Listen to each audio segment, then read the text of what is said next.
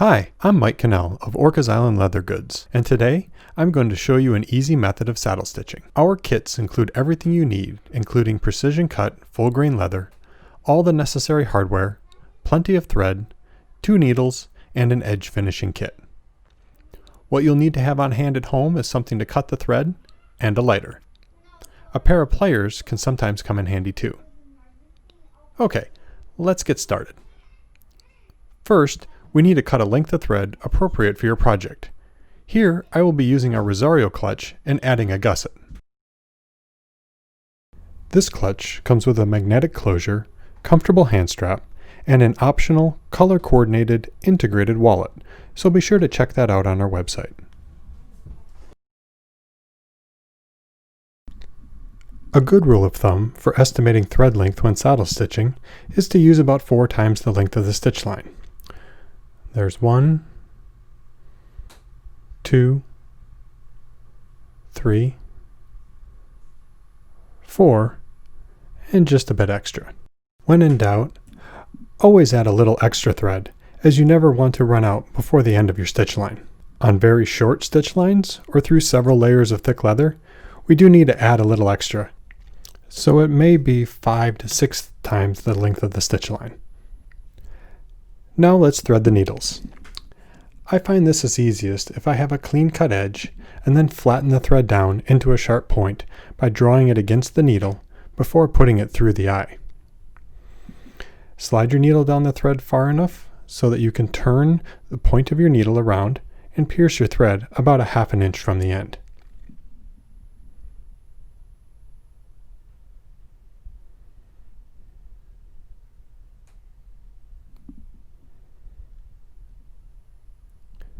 Pull the thread all the way down over the end of the needle, effectively creating a knot that you can cinch up. Then repeat that same process with the other end of your thread. This can feel tricky the first few times, but I promise the thread does fit through the eye of the needle, and piercing the thread gets easier as well.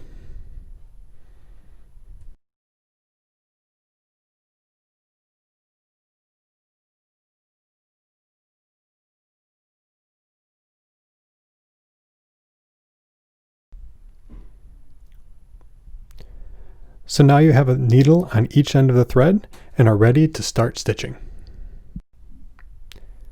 Let's align the holes on the pieces of leather we're going to stitch, and I'm going to use this stitching pony to hold this to demonstrate better.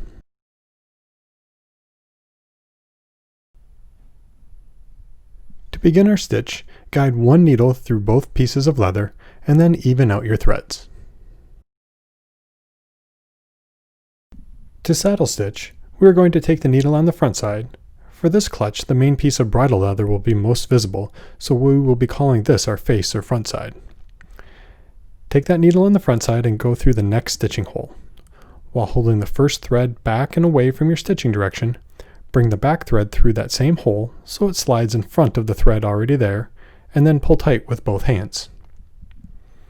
The first needle through is now on the back side of the piece, and you should pull parallel to the stitch line and backwards, while the new front side needle is pulled parallel to the stitch line and forwards. This ensures the threads align correctly and lay flat. You should check to make sure you do not have a twist in your thread, and if you do, simply loosen the stitch, untwist the thread, and then pull tight again. By being consistent and always beginning on the front side, this ensures a straight and even stitch line. What we consider to be the face side of the project will depend on which side is more visible or noticeable, and we will finish our stitches and melt the thread ends on the back side. Front needle through, hold the thread back and out of the way, back needle goes through, slides by and pulls tight. Now let's take a look at how to stitch a gusset, as it is a little different than the flat straight stitching we've done so far. As we get into the curve of the gusset, keeping the stitching holes perfectly aligned becomes difficult. One way I handle this situation is to pass the needle through each layer of leather separately. You need to be very careful to keep the threads aligned with the second thread passing in front of the first thread in the stitching hole, as well as being careful not to pierce a thread. Using this method, be sure to really pull each stitch tight, as your stitches will loosen slightly when you move on to your next stitch. One last item to pay attention to is to not skip any stitching holes while turning that gusset. It can happen, and if your stitching holes do not line up at the end, you will need to pull those stitches back out to the skipped hole and then restitch.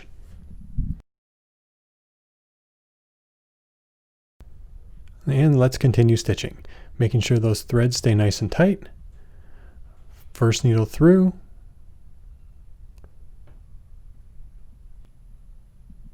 second needle goes in front of that first thread,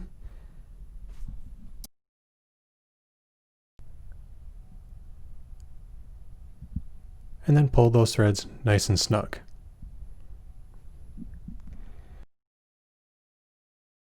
You really want to be thinking about pulling that thread out of the way for your second needle so it can get by without snagging. Now if it happens, don't worry. We all catch a thread once in a while. First needle through, pull that thread back and out of the way. Second needle through. You see how that needle came through behind the thread? Just pull that thread to the back side and then pull our stitches nice and tight, keeping them perfectly lined up. First needle through,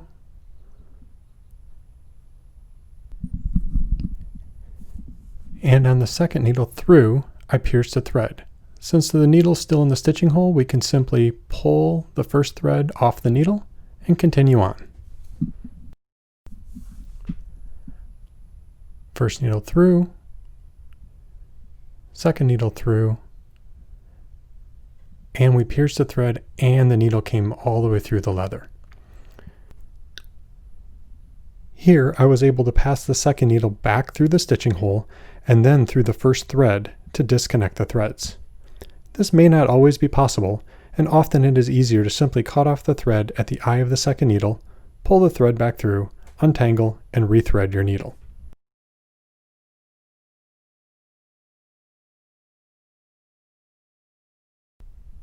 This is one of the reasons we always add a little extra thread before we begin a stitch line, in case this happens.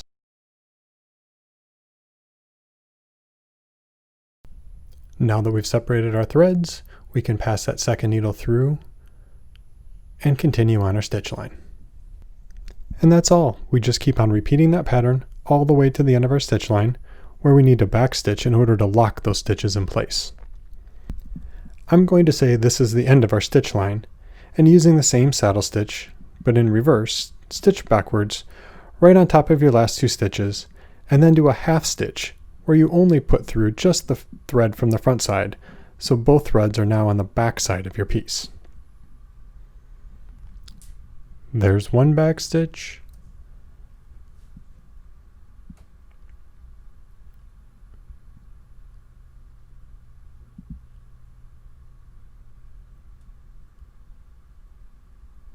second back stitch, and one more half. When backstitching, it can be a little more difficult to pull the thread through the already full holes. I'll use a pair of pliers for extra leverage if needed. Here we have both threads hanging off the back of our project, and we're going to trim them to about 1/8 of an inch long so we can melt the ends. The important thing here is you don't want to burn the thread or the leather. Just apply enough heat to get the wax in the thread to soften, and then push down to flatten it out flush with the stitch line. This basically forms a tiny nail head that is very difficult to pull back through your piece, so it locks the stitches in place. If you have any questions, we're here to help, so don't hesitate to reach out. Our Facebook support page is a great place to find community and quick answers. We love to see what you're making, so please be sure to tag us on social media. Thank you so much for watching. From our family to yours, happy making.